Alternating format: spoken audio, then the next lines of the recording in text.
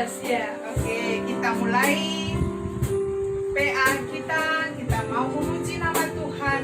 Kita katakan, Bapakku datang padamu.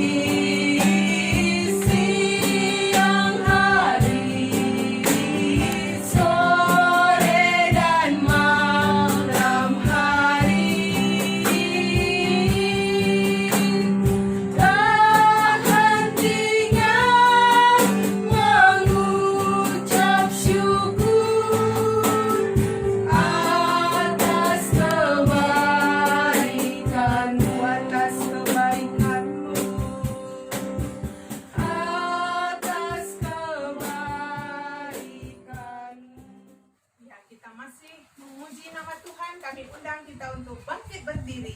Kita katakan, ku cinta keluarga Tuhan.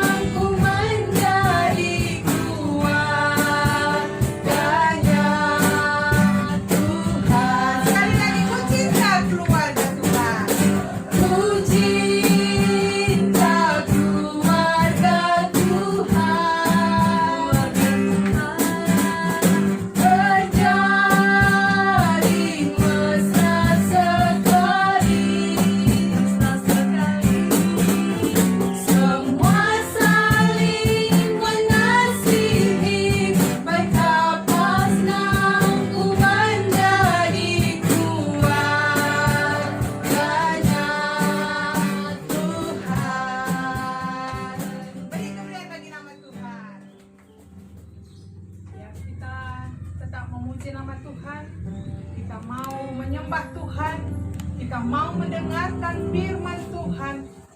Kita katakan, Bapa, Engkau sungguh baik.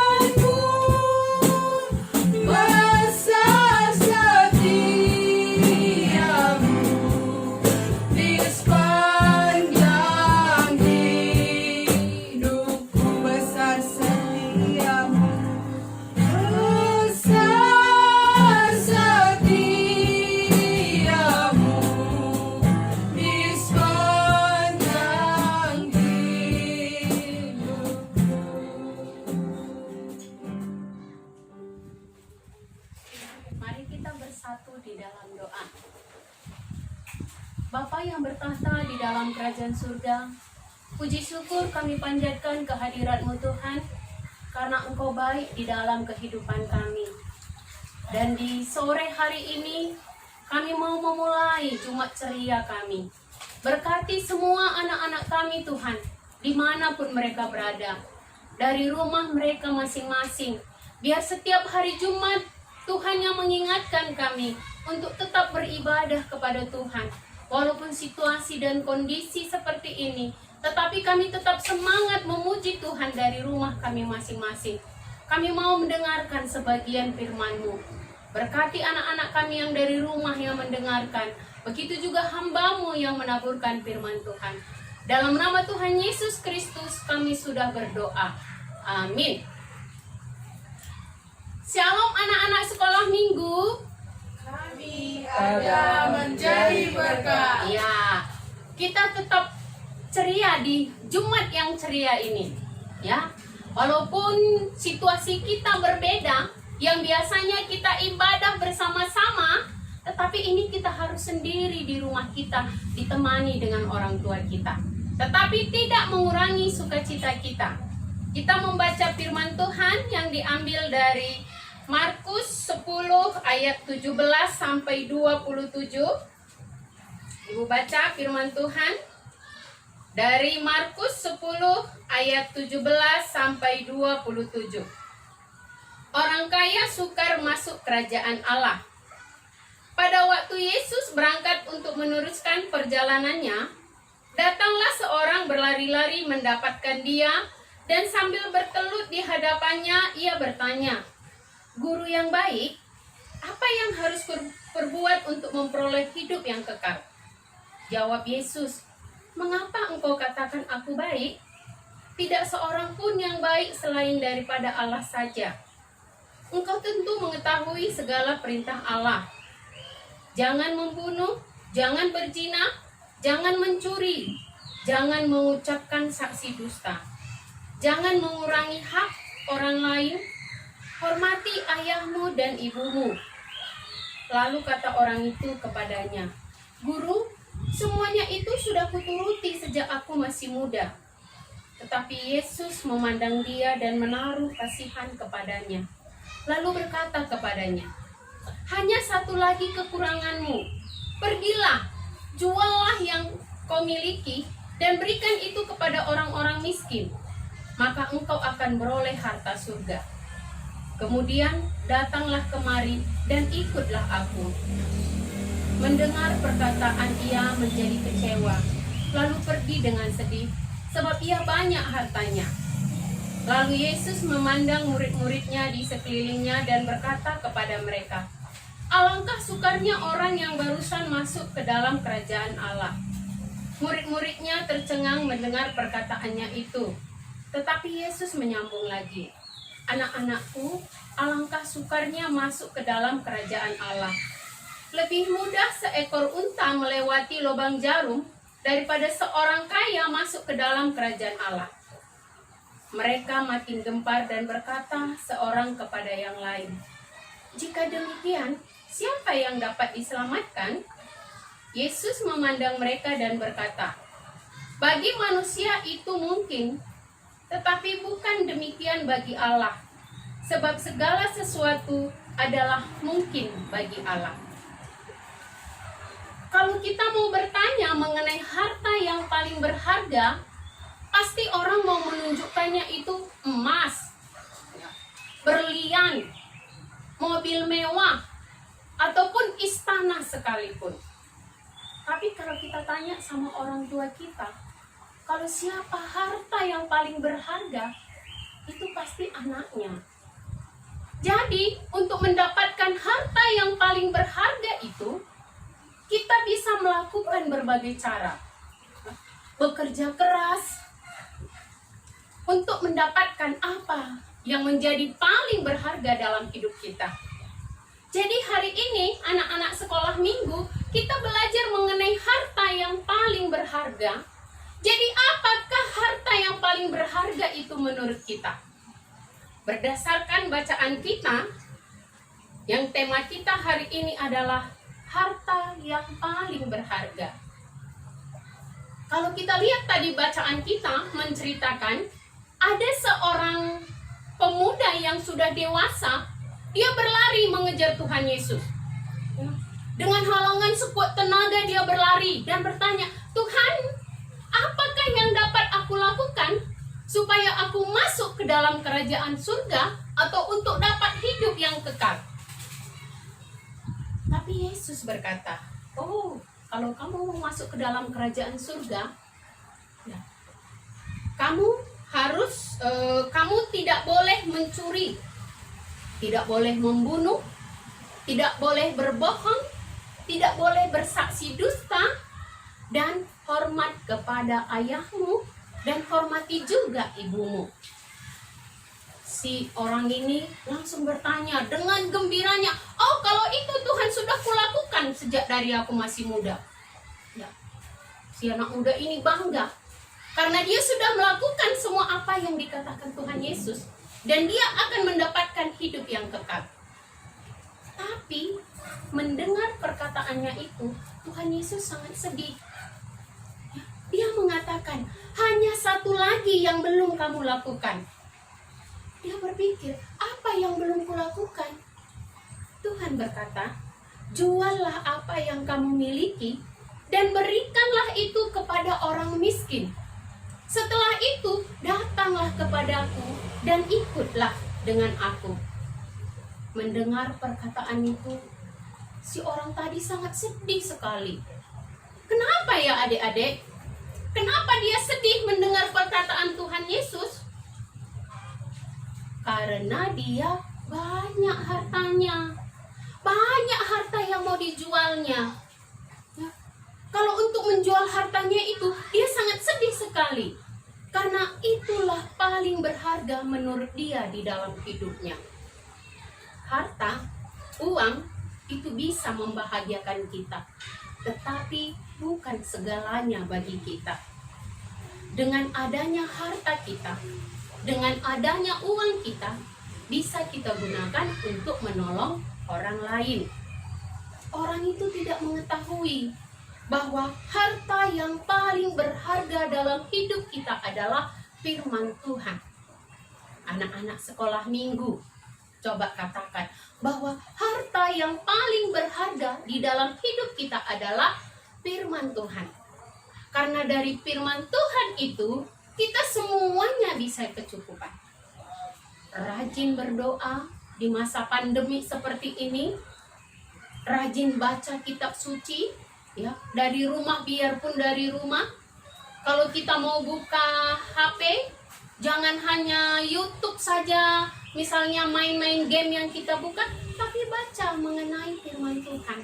Kita dengarkan mengenai firman Tuhan, sehingga mulai dari situ kita menanam harta yang paling berharga di dalam hidup kita. Dari firman Tuhan kita bisa mendapatkan kesenangan, ketenangan, kedamaian, dan sukacita.